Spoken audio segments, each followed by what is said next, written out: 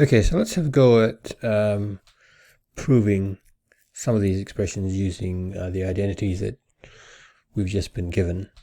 So the first problem is an expression that has sines and cosines, squares of sines and squares of cosines on the left hand side, and we've got just square of a sine on the right hand side. So my first instinct is to say, well, if I can sort of rewrite the cosine squared bit on the left hand side in terms of sines and simplify that, hopefully I'll get something that looks like the right hand side. So let's just do that. So we'll work on the left hand side first.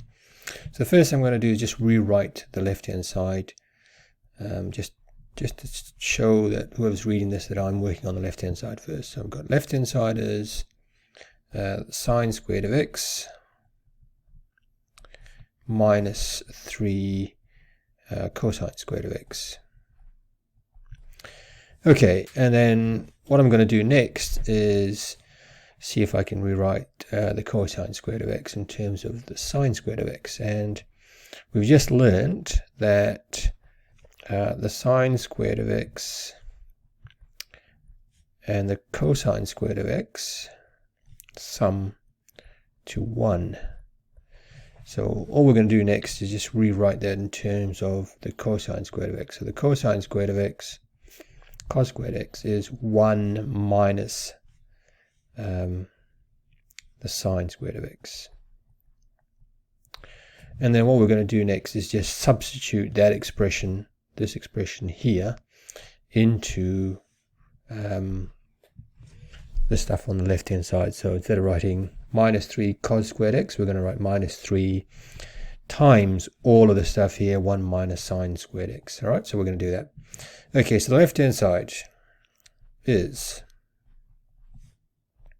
sine squared x minus 3 times 1 minus sine squared x.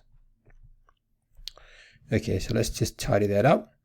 So we've got sine squared x minus 3 times 1 is 3. And then remember that the negative in front of 3 multiplies the negative in front of the sine squared. So that's going to give us positive 3 sine squared x. And I'm now going to group like terms together. So I've got 1 sine squared x at the front here, and I've got 3 sine squared x's at the back. So that comes to a sum of 4.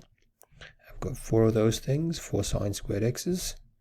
And I've got that negative 3 constant by itself. And what do you know? It equals the right hand side. That was easy as. Done.